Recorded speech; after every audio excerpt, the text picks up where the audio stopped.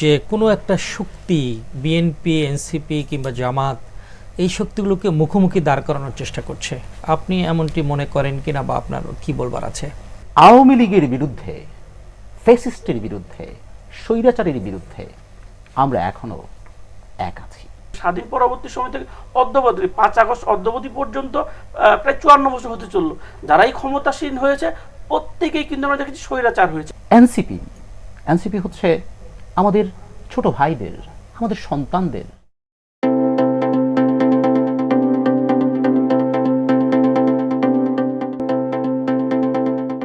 দর্শক আসসালামু আলাইকুম, দেশের কথা অনুষ্ঠানে আপনাদের স্বাগত জানাচ্ছি। আমি মিজানুর রহমান সবুজ। আমাদের সাথে আজকে অতিথি হয়ে এসেছেন জনাব ইঞ্জিনিয়ার হাবিবুর রহমান, তিনি সাবেক সাংগঠনিক সম্পাদক অস্ট্রেলিয়া বিএনপি, আপনাকে স্বাগত জানাচ্ছি। আছেন জনাব গোলাম মুর্তুজা সেলিম, তিনি যুগ্ম মুখ্য সমন্বয়ক জাতীয় নাগরিক পার্টি এনসিপি, আপনাকেও স্বাগত জানাচ্ছি। প্রথমে ইঞ্জিনিয়ার হাবিব ভাই আপনার কাছে যেতে চাই, আপনারা সবাই মিলে বিএনপি, জামায়াত ইসলাম, এনসিপি সহ ছাত্র জনতার আন্দোলনের মধ্য দিয়ে আপনারা এদেশ থেকে একটি ফেসিবাদী শক্তিকে বিতাড়িত করলেন, কিন্তু ভেরি আনফর্চুনেট আমরা দেখছি যে আপনাদের ঐক্যে একটা ফাটল দেখা যাচ্ছে। কেন এমনটি হচ্ছে বলে আপনি মনে করেন? থ্যাংক ইউ আমাকে আপনাদের এখানে ডাকার জন্যে। আর যারা দর্শক শ্রোতা যারা শুনছেন সবাইকে আমি সালাম নিবেদন করছি। আসসালামু আলাইকুম। একেবারে রাইটলি একটা বিষয় যেটা আমার মনে হয় প্রত্যেকটা রাজনৈতিক ব্যক্তি থেকে শুরু করে সচেতন ব্যক্তিরা চিন্তা করার মতো একটা কোশ্চেন আপনি করেছেন, যে ফেসিবাদকে সরানোর জন্যে আমরা এত ত্যাগ তিতিক্ষা, এত আন্দোলন সংগ্রাম, এত রক্ত ঘাম, আজকে সেই ঐক্যের মধ্যে কেন বিভেদ দেখা দিচ্ছে? আমার কাছে মনে হয় আমাদের আওয়ামী লীগের বিরুদ্ধে, ফ্যাসিস্টের বিরুদ্ধে, স্বৈরাচারের বিরুদ্ধে আমরা এখনো এক আছি, এটা আমি দৃঢ়ভাবে বিশ্বাস করি। হোক সেটা এনসিপি, হোক সেটা জামায়াত ইসলামী, অথবা অন্য কোনো বাম রাজনৈতিক দল, সবগুলো আমরা আসলে এক আছি, বিএনপির সাথে আছে। এখানে একটা জিনিস বলে রাখা ভালো, আমার মনে হয় ছোটোখাটো কিছু বিষয়ে, ছোটোখাটো কিছু ভুল বুঝাবুঝি আমাদের মধ্যে থাকবেই। কারণ আমরা যখন বড় কোনো ডেস্টিনেশনে যাওয়ার প্ল্যান করি, তখন বড় ডেস্টিনেশনটা হচ্ছে ফেসিবাদ থেকে উদ্ধার, আমরা উদ্ধার হয়ে গেলাম। এখন আমাদের নেক্সট চ্যালেঞ্জ হচ্ছে উদ্ধার হওয়ার পরে আমাদের রাষ্ট্রটা কিভাবে পরিচালিত হবে। That's the point. এই পয়েন্টে এসে বাংলাদেশ জাতীয়তাবাদী দলের একটা আইডিওলজি আছে, একটা চিন্তা আছে যে that's the way the country will run. এখানে এনসিপির আরেকটা ভাবনা থাকতে পারে, জামায়াত ইসলামের আরেকটা ভাবনা থাকতে পারে। এই যে ভাবনাটাকেই আমরা বলছি যে ফাটল, আমি মনে করি এটা আসলে ফাটলের বিষয় না, আসলে আন্ডারস্ট্যান্ডিংয়ের বিষয়। কিছু কিছু জায়গায় আমি দেখে আসলে আহত হই। আমি যখন দেখি যে বিএনপির মুখোমুখি এনসিপিকে দাঁড় করিয়ে দেওয়া হয়, আমি তখন খুবই আহত হই। কেননা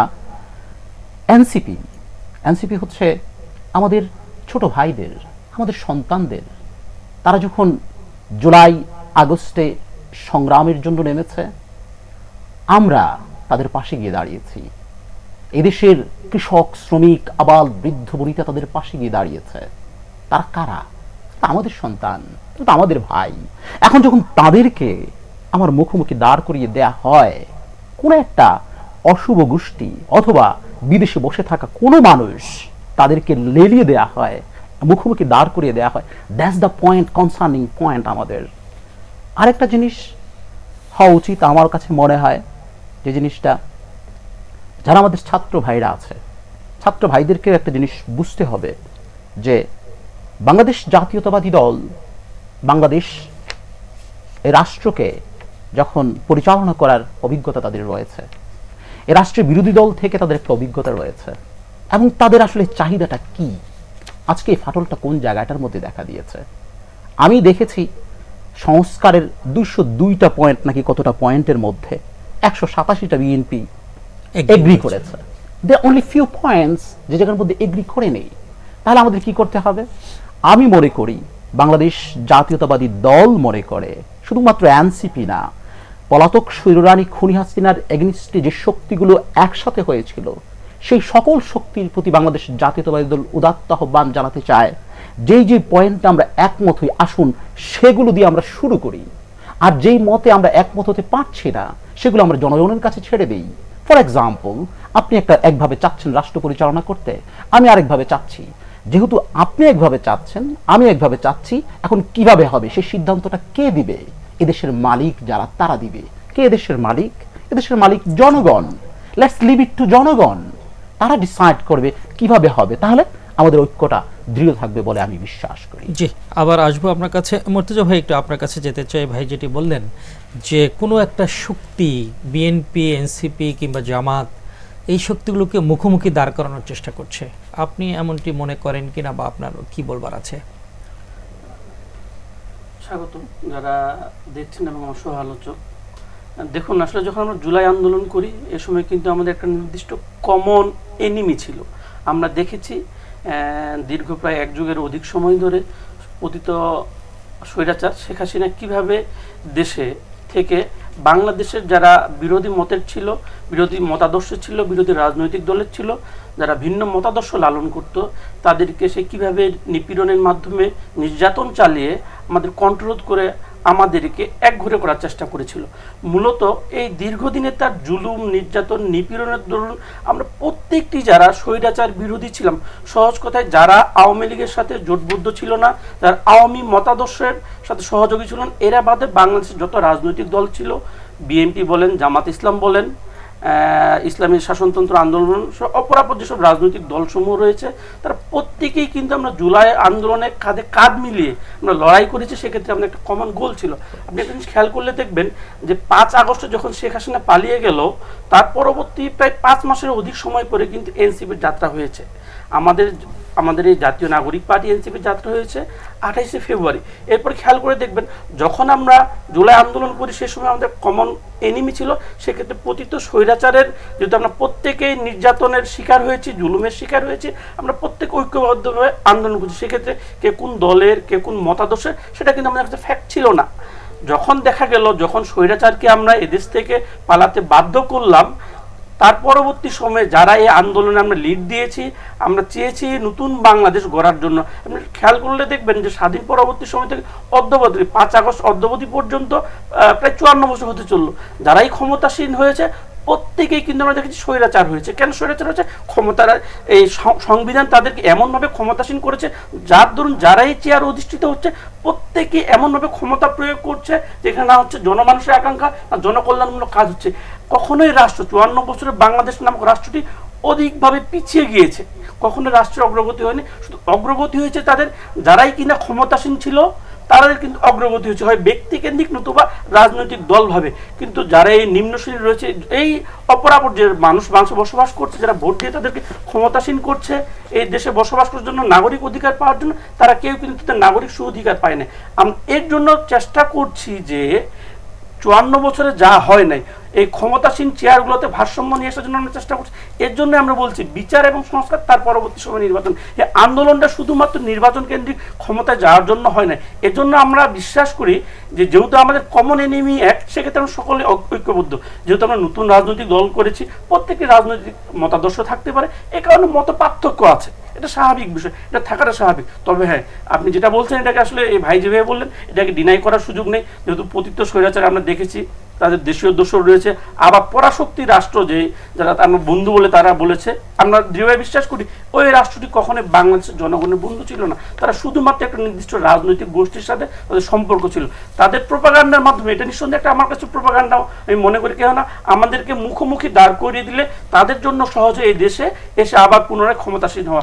আমার কাছে মনে হয় এই জাতীয় যে ছোট ছোট মত পার্থক্যগুলো রয়েছে, আবার যে কোনো মুহূর্তে যে কোনো সময় বসে এটা মিনিমাইজেবল, এবং এটা সহজে আবার আমরা বিশ্বাস করি শুধু আওয়ামী লীগ না, দেশের স্বার্থে, জনমানুষের জন আকাঙ্ক্ষা বাস্তবায়নের সাথে আমরা আবার একত্রিত হয়ে কাঁধে কাঁধ মিলিয়ে লড়াই করতে পারবো। জি, অনেক ধন্যবাদ। আপনার যে আকাঙ্ক্ষা কিংবা ভাইয়ের যে চাওয়া, সেই চাওয়াগুলো আসলে এদেশের মানুষের সামগ্রিক চাওয়া।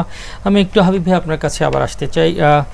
ভারতের যে অবস্থানটা বাংলাদেশের প্রতি, আগে বলতো যে বন্ধু রাষ্ট্র, কতটুকু বন্ধুত্বের পরিচয় আমরা দেখছি 5 আগস্ট, স্পেশালি 5 আগস্টের পরে ভারতের সরকার বলেন, মিডিয়া বলেন, তাদের ভূমিকাটা কি এদেশের মানুষ প্রত্যাশা করে কিনা? 5ই আগস্টের পরে না, ভারত কখনোই বাংলাদেশের বন্ধু ছিল না। বাংলাদেশের বন্ধু ছিল না, তাদের আচরণ বিগ ব্রাদার স্বরূপ একটা আচরণ সবসময় করেছে। তারা বাংলাদেশকে সবসময় একটা সিকিম বানানোর পায়তারার মধ্যে ছিল, এবং that's what they have done I guess, because পলাতক স্বৈররানী খুনি হাসিনা ছিল তাদের একটা মুখ্যমন্ত্রীর মতো, যেটা আপনার এই গত পলাতক স্বৈররানী খুনি হাসিনার ক্যাবিনেটের একজন মিনিস্টার যে গিয়ে বলেছে অত্যন্ত লজ্জাজনকভাবে যে স্বামী স্ত্রীর মতো সম্পর্ক। This is disgusting. একটা দেশের পররাষ্ট্রমন্ত্রী, how he talks this way, it is disgusting.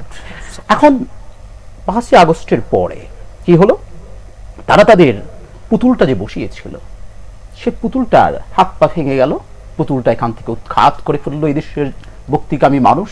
তখন তারা দেখলো যে তাদের কাছ থেকে এই বিশাল একটা বাংলাদেশ নামক ভূখণ্ডটা হাতছাড়া হয়ে যাচ্ছে।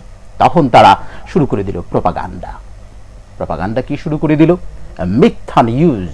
আমি অবাক হয়ে যাই, মাঝে মাঝে মানুষ রাজনীতিবিদদেরকে গালি দেয়, বলে যে রাজনীতিবিদরা মিথ্যা বলে, রাজনীতিবিদরা মিথ্যা আশ্বাস দেয়, মিথ্যা স্বপ্ন দেখায়, রাজনীতিবিদের বিরুদ্ধে অনেক কমপ্লেইন। কিন্তু আমি যখন 5ই আগস্টের পরে ইন্ডিয়ার নিউজগুলো দেখতাম, তাদের সাংবাদিকতার, তাদের যেই লেভেল, মোরাল এথিক্যাল সাংবাদিকতার যে লেভেল, আমাকে তা খুবই বিস্মিত করেছে। এটা কেমন হতে পারে, কি অবস্থা? অর্থাৎ তারা সত্যিকার অর্থেই আপাদমস্তক ভারত বাংলাদেশকে সিকিম বানানো ছাড়া অন্য কোনোভাবে কোনো চিন্তা কখনোই করেনি। তারা সেই পথেই হাঁটছে।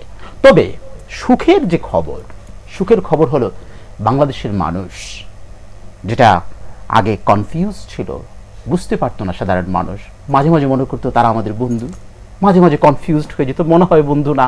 কিন্তু এখন একটা জায়গায় এসে বাংলাদেশের মানুষ পৌঁছেছে, 100% বাংলাদেশের মানুষ, যে না, ইন্ডিয়া বাংলাদেশের শত্রু। এই জায়গাটা হচ্ছে আমাদের সফলতা, শত্রু চিনতে পেরেছি। আমি যদি একটু ইন্টারাপ্ট করি, বাংলাদেশের মুক্তিযুদ্ধে ভারতের ভূমিকাকে কি? That's a very interesting point. মুক্তিযুদ্ধ আপনি যদি দেখেন,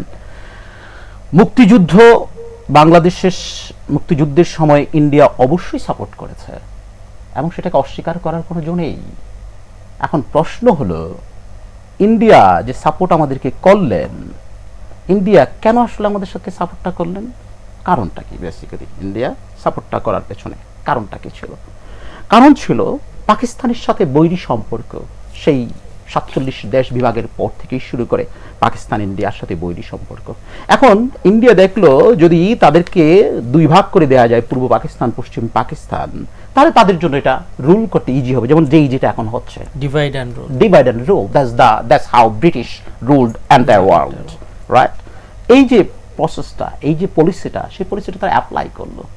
আপনি একটা জিনিস খেয়াল করে দেখেন, যদি সত্যিকার অর্থে বন্ধুত্বের মন মানসিকতা নিয়ে তারা আমাদেরকে হেল্প করতো, আমি আজকে নতুন প্রজন্মের একজন সন্তান হিসেবে একটি প্রশ্ন জাতির সামনে তুলতে চাই, যে যখন আত্মসমর্পণ হলো নিয়াজি, তখন আমাদের ওসমানী কোথায় ছিল? ওসমানী কেন সেখানে ছিল না?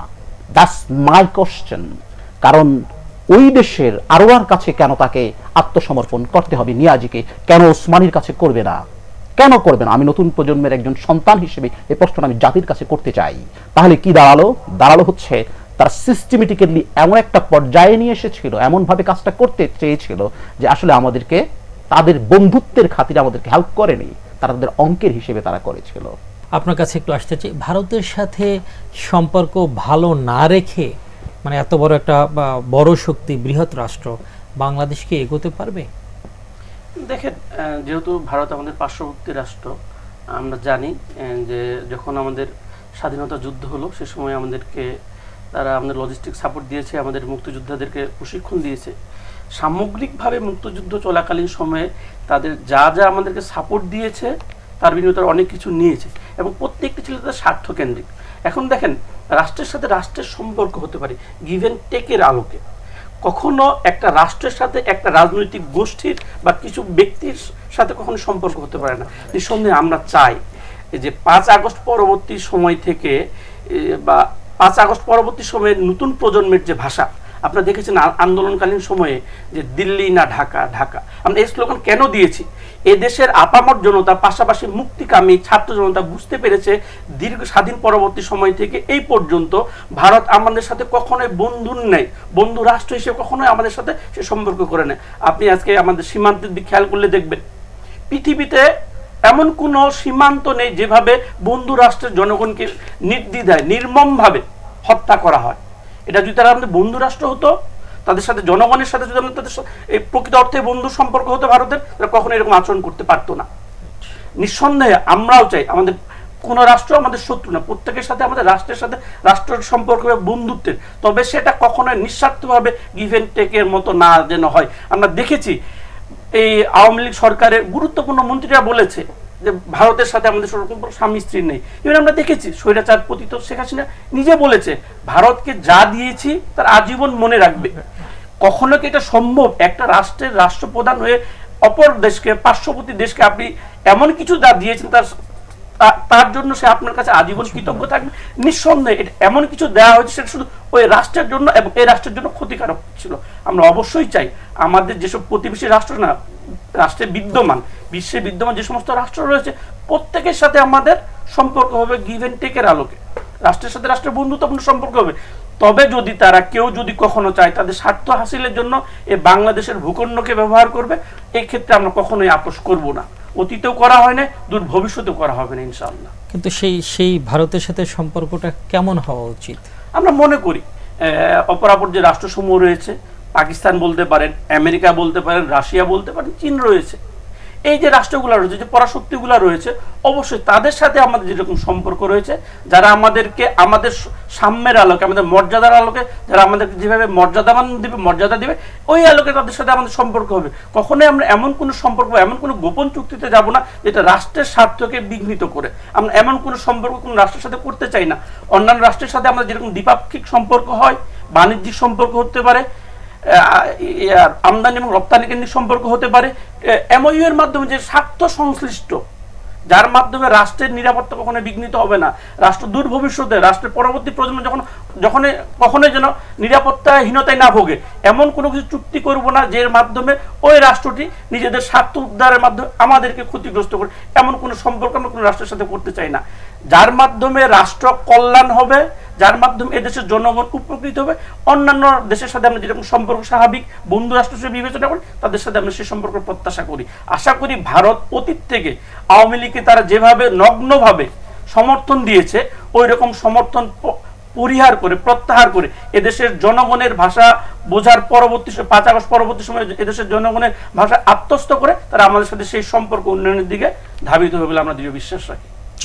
Thank you. একটু ইঞ্জিনিয়ার হাবিব আপনার কাছে আসতে চাই, দেশীয় প্রসঙ্গ, আওয়ামী লীগের রাজনৈতিক ভবিষ্যৎ আপনি কি দেখছেন? আওয়ামী লীগের যে পার্টি নাকি আওয়ামী লীগের যারা কি জানি বলে আওয়ামী লীগের রাজনীতি করতো তাদের, আপনি আসলে কোনটা? হ্যাঁ, মানে যেহেতু এখন এই মুহূর্তে আওয়ামী লীগ একটি নিষিদ্ধ রাজনৈতিক দল, মানে যারা আওয়ামী লীগের তো একটা বড় সাপোর্টার দেশে আছেন, তাদের ভবিষ্যৎটা যদি আপনি রাইট, তাহলে ওটার ভবিষ্যৎটা আমি স্পেসিফাই করলাম এই জন্যে। আপনারা জানেন নেলসন ম্যান্ডেলার আফ্রিকায় ট্রুথ অ্যান্ড রিকনসিলিয়েশন কমিশনের কথা, রেইনবো নেশন গঠন করার ক্ষেত্রে উনি যেটা করেছিলেন, যেটা বাংলাদেশের জাতীয়তাবাদী দলের ভারপ্রাপ্ত চেয়ারম্যান জনাব তারেক রহমানের 31 দফার সেকেন্ড দফার মধ্যে যেটা বলা হয়েছে national reconciliation commission, rainbow nation and national reconciliation commission. বিষয়টা হলো as a party that's been banned. Banned means until certain period যেন বিচার ব্যবস্থা সুন্দরভাবে যায়। এখন দ্বিতীয় কথা হচ্ছে এই যে বিশাল জনগোষ্ঠী, সেই জনগোষ্ঠীকেও তো আপনার কোপ আপ করতে হবে এই জাতির সাথে, রাইট, করতে হবে। দ্যাটস হোয়াট হ্যাভ শোন আওয়ার ইন্টারন্যাশনাল লিডার্স যারা আছে, নেলসন ম্যান্ডেলা দেখিয়েছেন। আমাদের দ্বিতীয় যেটা 31 দফার 2 নম্বর যে দফাটা, সেখানে আমি বিশ্বাস করি, এটা আমার পার্সোনাল ভিউ, এটা আমার দলের ভিউ না, আমি জানি না দলের যারা নীতি নির্ধারক আছে তারা বলতে পারবেন। আমার পার্সোনাল ভিউটা হচ্ছে এই যে অপরাধী গত 15 বছর 7 মাস যাদের অপরাধে এদেশের মানুষের রক্ত ঘাম ঝরেছে, এদেশের মানুষ খেতে গিয়ে ঘুমাতে হয়েছে, ঘরে ঘুমোতে পারেনি, সন্তানকে আগলে ধরতে পারেনি, স্ত্রীর সাথে সময় কাটাতে পারেনি, বাবা মার সাথে সময় কাটাতে পারেনি, নির্যাতন করে হয়েছে, যারা এই কাজগুলো করেছে, দেশের প্রচলিত বিচার ব্যবস্থায় তাদের যা বিচার হওয়া উচিত সে বিচার তাদের হতে হবে। জি, আপনার যদি একটু মন্তব্য আমরা জানতে চাই যে আওয়ামী লীগের নেতা কর্মী আছে অসংখ্য, একটি বড় রাজনৈতিক দল ছিল আওয়ামী লীগ, এবং দীর্ঘ সময় তারা যেভাবেই হোক ক্ষমতায় ছিল, তাদের ভবিষ্যৎটা কি হতে পারে? আসলে দেখেন, যদি খেয়াল করে থাকেন যে যেভাবে আওয়ামী লীগকে আমরা প্রচার করছি দীর্ঘ ওই ভাই যেমনটি বলো 15 বছর 7 মাস, তারা যেভাবে মিডিয়ার মাধ্যমে দেশে প্রচারিত হওয়ার সুযোগ পেয়েছে, মানুষের দোরগোড়ায় পৌঁছতে পেরেছে, তারা দলটা যতটা না বড় তার থেকে অনেক বেশি মানুষের কাছে পৌঁছতে পেরেছে, তাদেরকে এমনভাবে হাইলাইটেড করা হয়েছে। নিঃসন্দেহে তাদের একটা বড় অংশ সমর্থন রয়েছে, এটাকে আসলে একটা বিষয় রয়েছে, এদেরকে কিভাবে করে আমরা নতুন এই রাজনীতিতে তাদের সম্পৃক্ত করতে পারি। তার আগে আপনাকে ভেবে দেখতে হবে, যদি খেয়াল করে থাকেন, যখন আমাদের জুলাই আন্দোলন হলো, এখানে 2000-এর অধিক শহীদ রয়েছে। আমরা যারা এই নতুন রাজনৈতিক দলে অংশগ্রহণ করেছি, আমরা প্রত্যেকে এই জুলাই অভ্যুত্থানের নেতৃত্ব দানকারী। এখন কথা হচ্ছে, আমরা কিন্তু প্রত্যেকে এই শহীদের রক্তের কাছে দায়বদ্ধ। আবার দেখবেন শুধু শহীদ না, প্রায় লক্ষাধিক আহত হয়েছে, পঙ্গুত্ব বরণ করেছে, যারা আজকে সুস্থ স্বাভাবিকভাবে জীবনযাপন করতে পারছে না। এখন এই শহীদ হওয়া, পঙ্গুত্ব বরণ করা, এদের পিছনে কি শুধুমাত্র গোটা যারা আওয়ামী লীগকে ভোট দিয়েছে, আওয়ামী লীগের সমর্থনকারী রয়েছে, সবাই দোষী? নিঃসন্দেহে না। যারা আওয়ামী লীগের এ সমস্ত অপকর্মের সাথে সম্পৃক্ত না, নিঃসন্দেহে তারা যদি নিজেদের মধ্যে এই পর্যালোচনাটুকু চলে আসে না, তারা যদি এটা স্বীকার করতে পারে, আপনি খেয়াল করে দেখবেন এখন পর্যন্ত আওয়ামী লীগের কোনো নেতাই, শীর্ষস্থানীয় কোনো নেতাই কিন্তু স্বীকার করছে না যে তারা এইটা গণহত্যা ছিল। তো যাদের মধ্যে এই ন্যূনতম আত্মসমালোচনাটুকু নাই, পরিতাপটুকু নাই, তাদেরকে আমরা কিভাবে বাংলাদেশের রাজনীতি, এটা জনগণ বিচার করবে।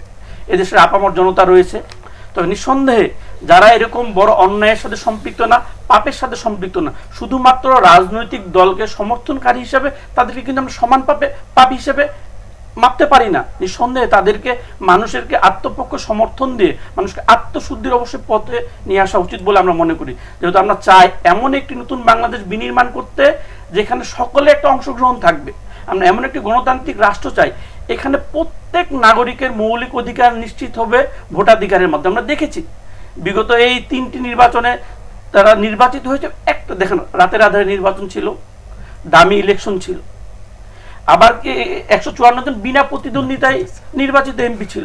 তা এমন ভাবে সাজিয়েছে যেখানে মানুষকে তারা কখনোই এদেশের নাগরিক হিসেবে মূল্যায়নই করে নাই।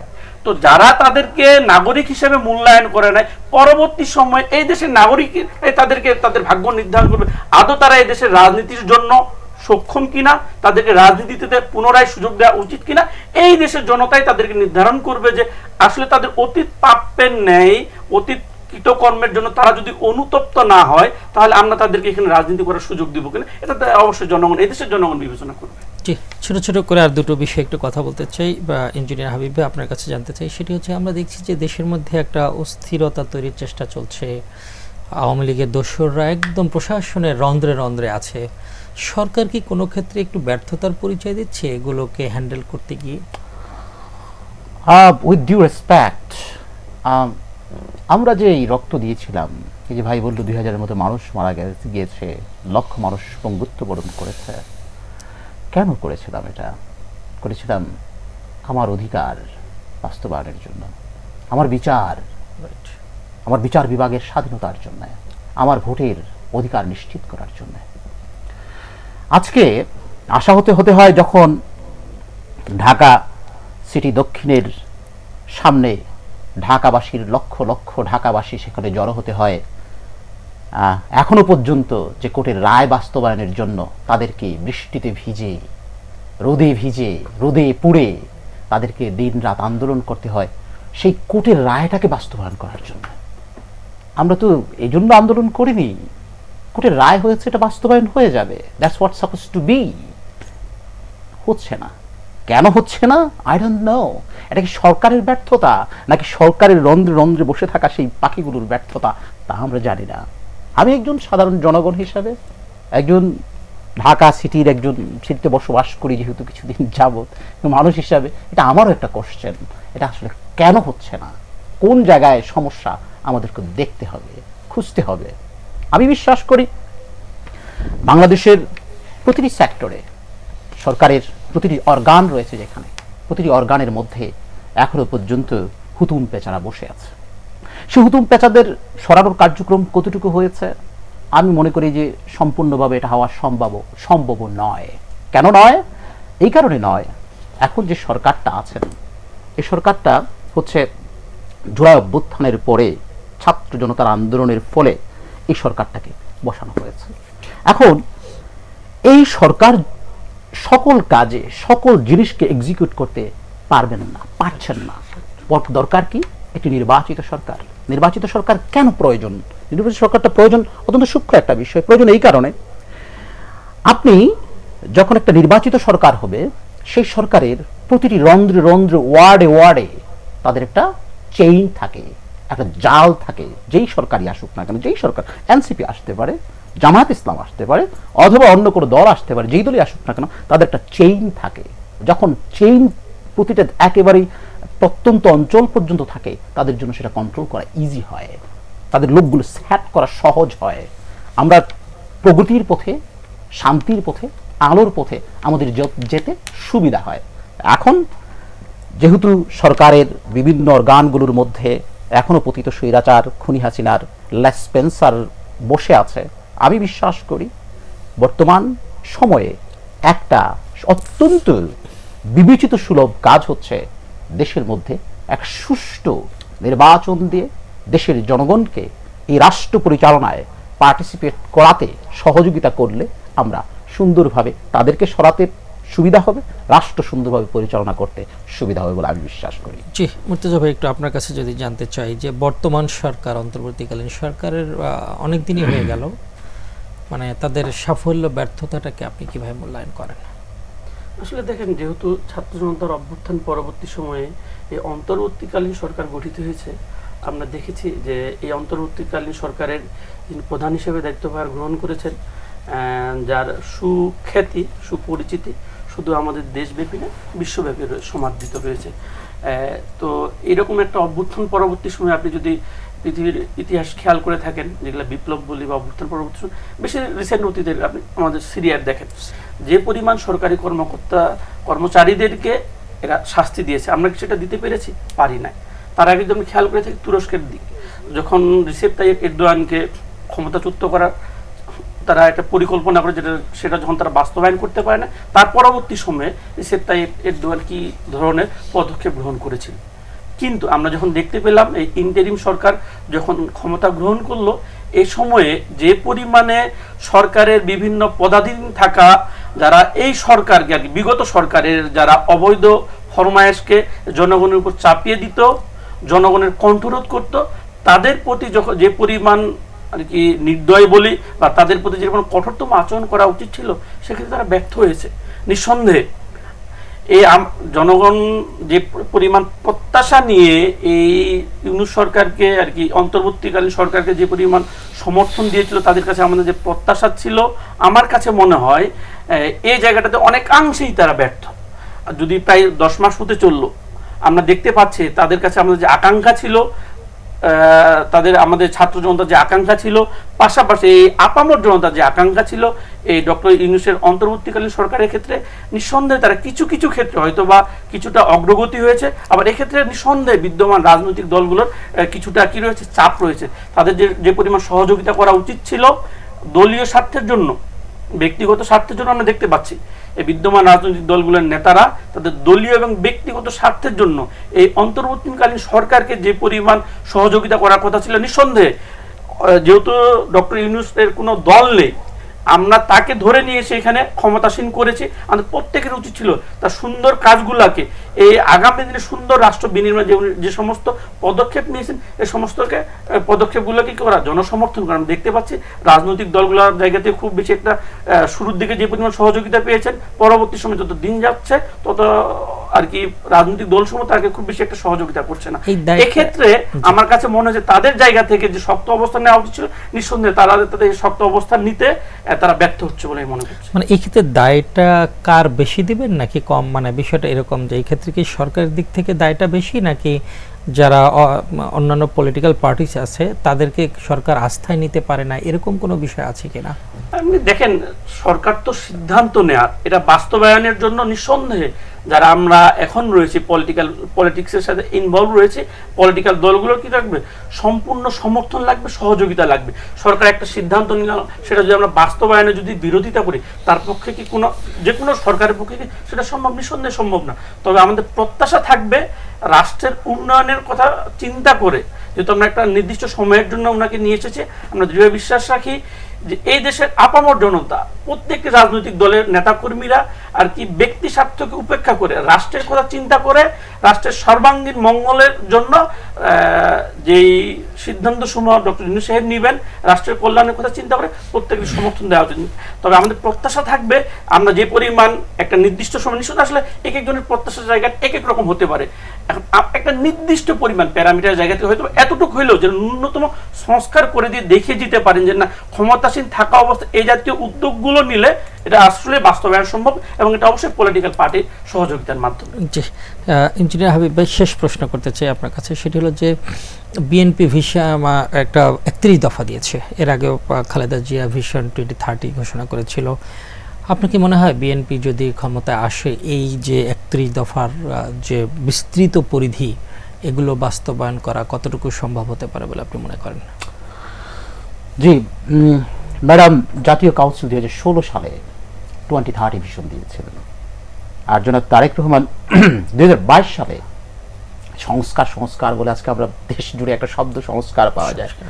জনাব তারেক রহমান যখন কেউ সংস্কার নামক শব্দের সাথে হয়তো পরিচিত না, তখনই 27 দফা দিয়েছিল সংস্কারটা 2022 সালে। তখন অন্যান্য রাজনৈতিক দল যারা আছে সমান চিন্তার, ওই রাজনৈতিক দলগুলোকে সাথে নিয়ে সে দফাটাকে 31 দফা করেছেন 2023 সালে। এই 31 দফা হচ্ছে জাতির মুক্তির সনদ। এই 31 দফা বাস্তবায়ন করা সম্ভব কিনা সেটাই হচ্ছে আপনার কোশ্চেন। যদি আপনি চান, যদি আমি চাই, যদি এনসিপি চায়, যদি এদেশের মানুষ চায়, যদি এদেশের কৃষক, আবাল বৃদ্ধ বনিতা চায়, তাহলে কেন সম্ভব হবে না? জনাব তারেক রহমান 31 দফা নিয়ে প্রতিটি বক্তব্যে একটা কথা বলেছেন যে আমাদের 31 দফা কিন্তু বাইবেল না, আমাদের 31 দফা পরিবর্ধন করা সম্ভব। তাহলে কি করতে হবে? উনি বলেছেন তোমরা 31 দফাটা নিয়ে জনগণের কাছে যাও। আমার বাড়ি হচ্ছে কচুয়া, চাঁদপুর কচুয়ায়। আমার কচুয়ায় 252টা গ্রাম, 252টা গ্রামের মধ্যে 150টারও বেশি গ্রামে আমি গিয়েছি। 31 দফা নিয়ে গিয়ে বলেছি আপনি কি এই যে 31 দফা দেয়া হয়েছে, এ কি আপনার কথা বলেছে কিনা? যদি আপনার কথা বলে না থাকে, কোন কথাটা আপনি অ্যাড করতে চান, অথবা এখানে কোন কথাটা আছে যেটা চান যে আপনার কথার সাথে মতের সাথে মিলে না, আমরা তারেক রহমান বলেছে সেখানে অ্যামেন্ড করা হবে। তার মানে অর্থাৎ আমি যেটা বলতে চাচ্ছি, এই 31 দফাটা তারেক রহমান দিয়েছেন জনগণের দফা, জনগণের কমেন্ট নিয়ে, ম্যান্ডেট নিয়ে দিয়েছেন। এখন যদি জনগণ চায় বাস্তবায়ন সম্ভব, আর যদি না চায় তাহলে করা সম্ভব হবে না। কিন্তু বিএনপির পক্ষ থেকে এটা বাস্তবায়ন করার জন্য সর্বাত্মকভাবে যা কিছু করা উচিত বাংলাদেশ জাতীয়তাবাদী দল করছে, এবং সেই ইনস্ট্রাকশনটা উপর থেকে নিচ পর্যন্ত সবাইকে দেয়া হচ্ছে। And I believe it's possible to implement. জি, আপনাকে ধন্যবাদ। আপনার কাছে একটু জানতে চাই মুর্তজা ভাই, সেটি হচ্ছে যে এনসিপি একটি নতুন দল, কিন্তু এই কয় মাসে আপনারা কতটুকু দলকে গোছাতে পেরেছেন, এবং আলটিমেটলি এনসিপিকে আপনারা কোন জায়গায় দেখতে চান? দেখুন, রাজনৈতিক দল হিসেবে আমাদের এনসিপি জাতীয় নাগরিক পার্টির যাত্রা হওয়ার 28শে ফেব্রুয়ারি আমাদের দলের যাত্রা শুরু হয়, 3 মাস এখনো হয় নাই। তো এর মধ্যে আমরা চেষ্টা করছি, যেহেতু মার্চ মাস ছিল রমজান মাস, সেখানে আমরা সাংগঠনিক কার্যক্রম খুব বেশি একটা প্রান্তিক পর্যায়ে বিস্তৃত করতে পারি না। এর পরবর্তী সময়ে আমরা চেষ্টা করেছি বাংলাদেশের প্রান্তিক পর্যায়ে মানুষের কাছে গিয়ে আমাদের নতুন যে রাজনৈতিক বন্দোবস্তের কথা বলছি, জন আকাঙ্ক্ষা কীভাবে বাস্তবায়ন করা যেতে পারে, কল্যাণমুখী রাষ্ট্র কীভাবে বাস্তবায়ন করা যেতে পারে, যেন প্রান্তরে টেকনাফ থেকে তেঁতুলিয়া প্রত্যেকটি জায়গায় আমরা গ্রামে গিয়ে যার মানুষের কাছে বোঝার চেষ্টা করছি আসলে তাদের চাওয়া কী, নিঃসন্দেহে আমাদের আমরা পথে প্রান্তরে বিভিন্ন মানুষজন, বিভিন্ন শ্রেণী পেশার মানুষজনের সাথে মিশে আমরা দেখেছি আমাদের প্রতি তাদের চাওয়া পাওয়ার প্রচণ্ড প্রত্যাশা রয়েছে। আমরা জানি না তাদের চাওয়া পাওয়া প্রত্যাশাকে কিভাবে মিট আপ করতে পারবো। তো আপনি রিসেন্টলি দেখে থাকবেন আমাদের বাংলাদেশকে 2 অঞ্চলে ভাগ করেছিলাম, উত্তরাঞ্চল এবং দক্ষিণাঞ্চল। 2 অঞ্চলের যে মুখ্য সংগঠক জুলাই আন্দোলনের নেতৃত্ব দানকারী নেতা আমাদের হাসনাত আবদুল্লাহ এবং সার্জিস আলম, দেখেছেন আমরা কিন্তু প্রায় বাংলাদেশের 32টা জেলার মতো আমরা কভার করেছি লাস্ট 5 দিনে। আমরা আমাদের উত্তরবঙ্গের 5 দিনে আমরা 31টি পথসভা করেছি 31টি উপজেলাতে। পথসভার সংখ্যাটা আরো বেশি হবে। তো এক্ষেত্রে আমরা দেখেছি এই যে জনমানুষ যেভাবে আমাদেরকে চাচ্ছে, হয়তো আরো দ্রুত আরো আগে তাদের কাছে গেলে হয়তো তাদের সাথে আমাদের সম্পৃক্ততা বাড়তো এবং তাদের কাছে আমাদের চাওয়া প্রত্যাশাটা বেশি শুনতে পেতাম। তবে আমরা আমাদের জায়গা থেকে বেশ কিছু আমাদের যেহেতু হুট করে নতুন দলের যাত্রা শুরু হয়েছে, আমাদের সাংগঠনিক কাঠামো, লক্ষ্য, মিশন, বিষয় সামগ্রিক বিষয় কাজ করতে একটু ডিলে হয়েছে। তবে আমরা আশাবাদী যেভাবে আমরা জনমানুষের সমর্থন পাচ্ছি, তাদের প্রতি আমাদের যে আকাঙ্ক্ষা ব্যক্ত করছে, আমরা অতি দ্রুত সময়ের মধ্যে আমরা গোটা বাংলাদেশে প্রায় 500-এর মতো উপজেলাতে আমরা কমিটি দিতে পারবো এবং এই সপ্তাহে আপনারা অ্যানাউন্সমেন্ট পাবেন আমাদের প্রায় অধিকাংশ জেলারই কমিটি দেওয়া এবং উপজেলা। আমরা দৃঢ়ভাবে বিশ্বাস করি, যেহেতু আমরা নতুন রাজনীতির কথা বলছি, আমরা যেহেতু নতুন প্রজন্মের মানুষজন এবং আমরা দেখেছি এই নতুন প্রজন্মের শিক্ষার্থীদের ডাকে সাড়া দিয়ে আপামর জনতা যেভাবে আমাদের ডাকে সাড়া দিয়ে দীর্ঘদিন ধরে ক্ষমতায় থাকা শেখ হাসিনার বিরুদ্ধে রাজপথে নেমে এসেছে, আমাদের প্রতি তাদের সেই আশ্বাস রয়েছে, বিশ্বাস রয়েছে, অগাধ আস্থার জায়গা থেকে আমরা বিশ্বাস করি নতুন রাজনৈতিক দল হিসেবে জনমানুষের আকাঙ্ক্ষা বাস্তবায়নের জন্য যা যা করা দরকার তাই করতে পারবো এবং বাংলাদেশের একটি বৃহৎ রাজনৈতিক দল হিসেবে জনমানুষের আকাঙ্ক্ষা বাস্তবায়নের জন্য যা যা করণীয় দরকার প্রত্যেকটি কাজেই এই এনসিপি সম্পৃক্ত থাকবে এবং আমরা দৃঢ়ভাবে বিশ্বাস রাখতে পারি যে এই জাতীয় নাগরিক পার্টি অভ্যুত্থান নেতৃত্ব দানকারী ছাত্রদের সমন্বয়ে গঠিত, এটা আগামী দিনে শুধু এই বাংলাদেশ না উপমহাদেশকে একটা এমন একটা পথের নির্দেশনা দিবে যার মাধ্যমে অপরাপর রাষ্ট্রগুলো দেখতে পাবে কিভাবে ছাত্র নেতৃত্বের মাধ্যমে দেশকে একটি সফল রাষ্ট্রে বাস্তবায়ন করা সম্ভব হয়। জি, নতুন দল, তরুণদের দলের প্রতিনিধি গোলাম মুর্তজা, আপনার এবং বিএনপি দীর্ঘ আন্দোলন সংগ্রামের একটি রাজনৈতিক দল এবং তার প্রতিনিধি ইঞ্জিনিয়ার হাবিবুর রহমান, আপনাদের দুজনের প্রতি এবং 2 দলের প্রতি শুভকামনা থাকলো। এখানে শেষ করতে হচ্ছে। আপনারা কষ্ট করে স্টুডিওতে এসেছেন, দুজনকে ধন্যবাদ জানাচ্ছি। দর্শক, এই ছিল আজকের আয়োজন। পরবর্তী পর্বে আবার দেখা হবে। সে পর্যন্ত আপনারা ভালো থাকুন, সুস্থ থাকুন আর নিরাপদে থাকুন।